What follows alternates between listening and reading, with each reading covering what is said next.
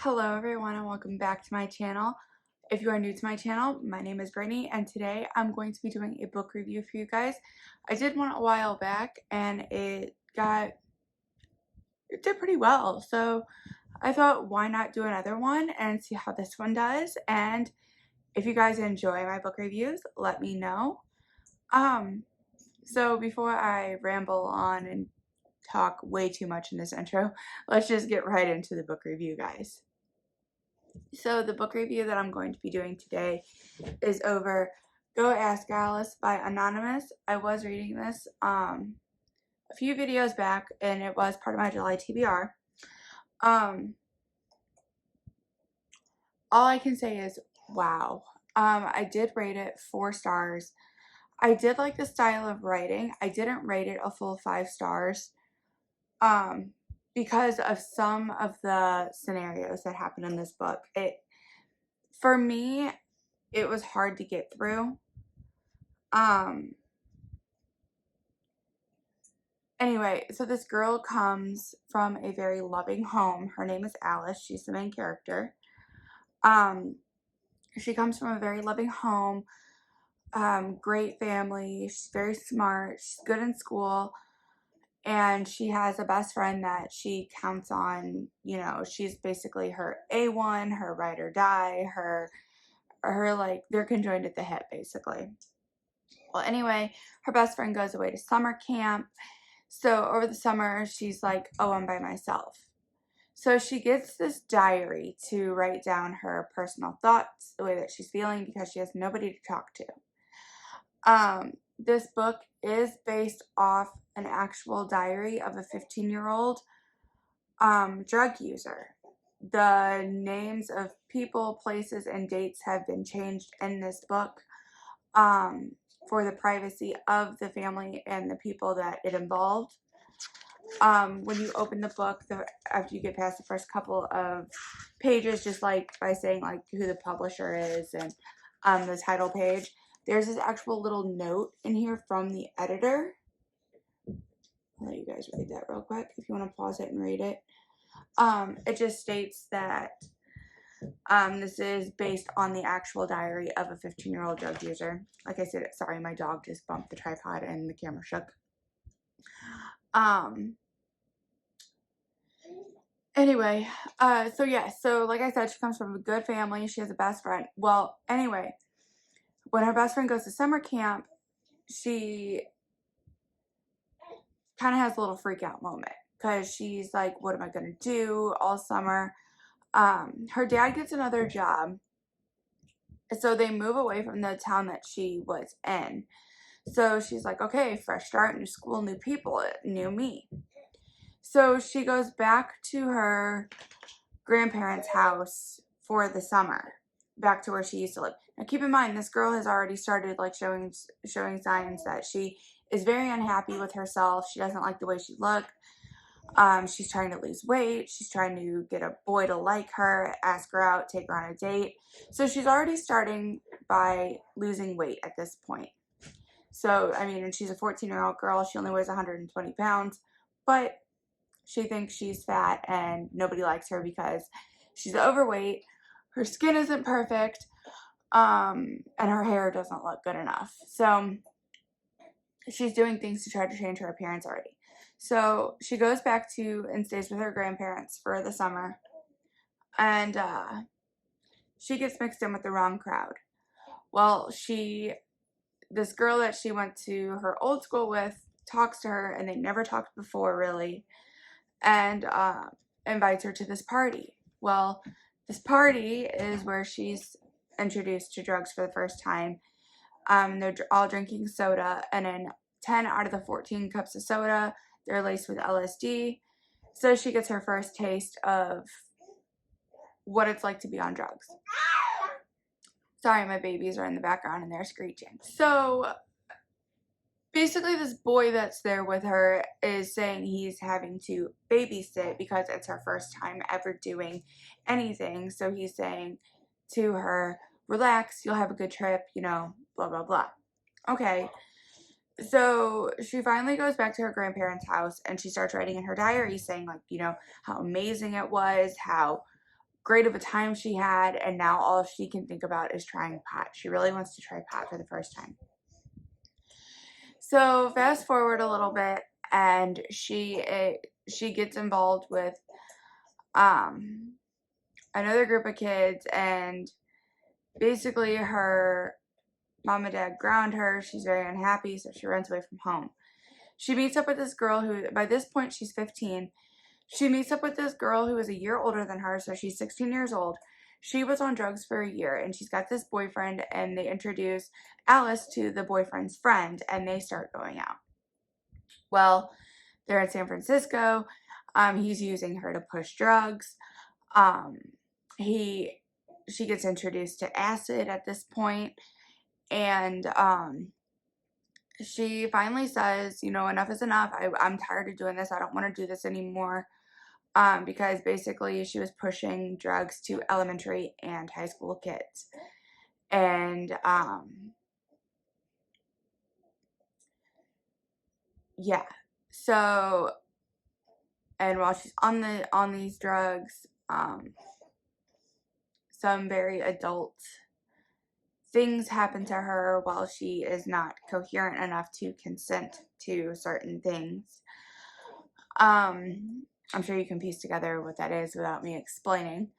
So her and the best friend decide to get it together, leave, and they open up a boutique, and they get an apartment, and they seem to be doing very well.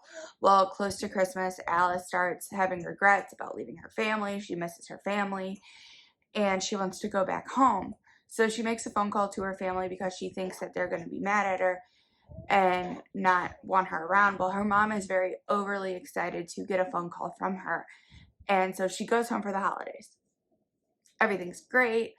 Her family welcomes her home with open arms, and then it pretty much goes back to how it used to be, with her mom nagging her, so she gets tired of it. So she leaves again. This time she gets involved with the wrong kids again. She gets hooked on acid again, and she's having it every day. By this point, she's with a group of kids. She's homeless. She's living on the street. She's roughing it. She's doing anything and everything to get her hands on more drugs.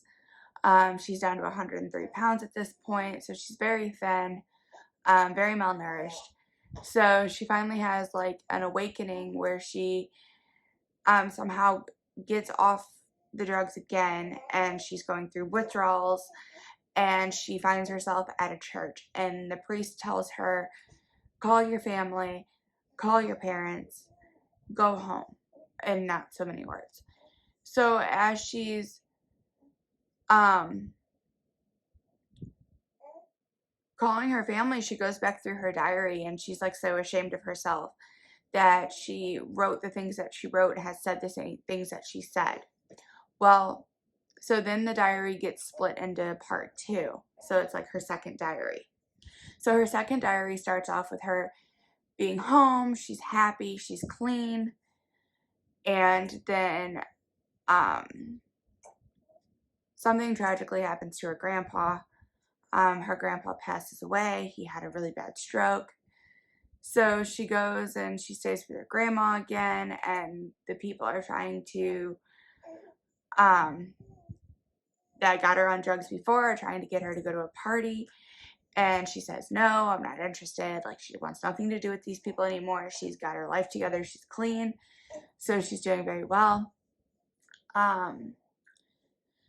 So then after that, the grandma moves in with them and doesn't handle the death of her grandpa very well.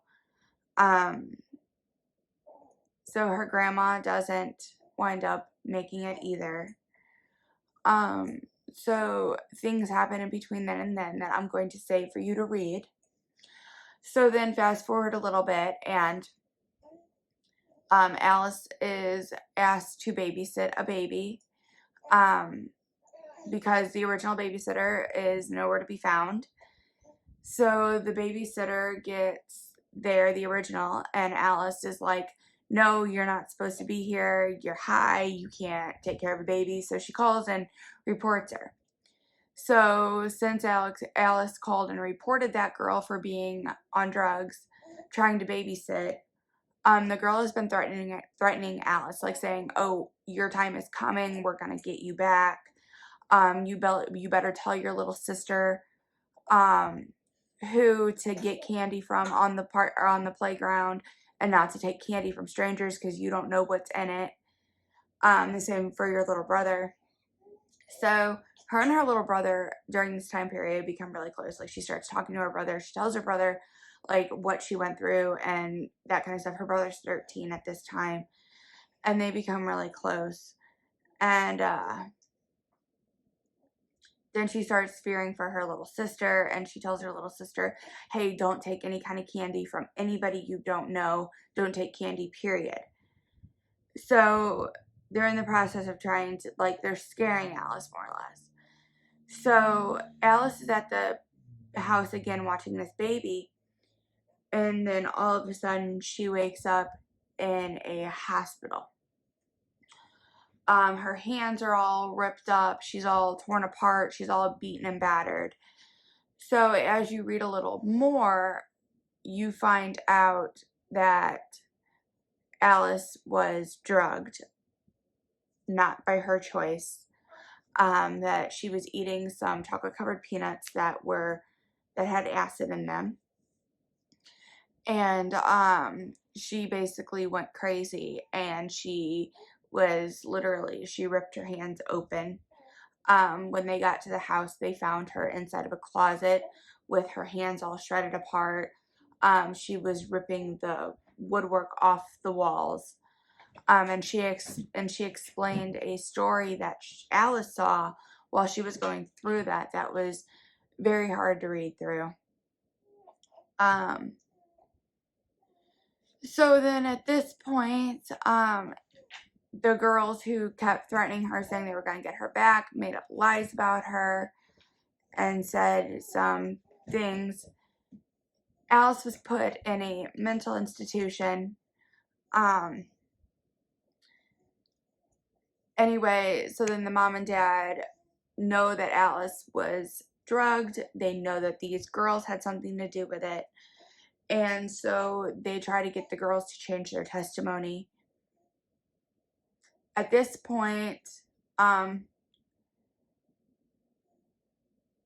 going to leave it at the end of that to see. I want you guys to read to see, does Alice make it home okay? Is her life turned around? Does she get the boy that she's wanted her entire life? There were some parts that I left out because they are big parts that I want you guys to read. And more or less, does she make amends with everybody? Is everything like back to how it was before she was ever introduced to anything?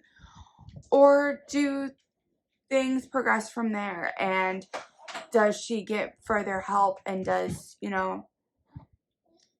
things happen? Does she become happy again? Does she, so many questions, so many things unanswered. But anyway, guys, definitely check out Go Ask Alice by Anonymous. It is definitely, like I said, it's a deep, deep book. It's got a lot of things in there that really make you think and it makes you appreciate what you have and appreciate the life around you, more or less. But definitely go check it out and let me know if you have read this and if you will be reading it. And let me know what you think about this review and if you want me to continue to do more, because I do have more books that I do want to talk about that I have read. My current read right now is Anyone But Ivy Pocket, and this is by Caleb Crisp, and I'm only on page 20. I just started, literally just started, but so far I'm really enjoying the story. It's a cheerful, happy story compared to the book I just read, so I needed a little change of scenery. So anyway, guys, like I said, drop a comment down below, let me know, and tell me what you think. Alright, guys, that is it for today. I will catch you in my next video. Bye, guys.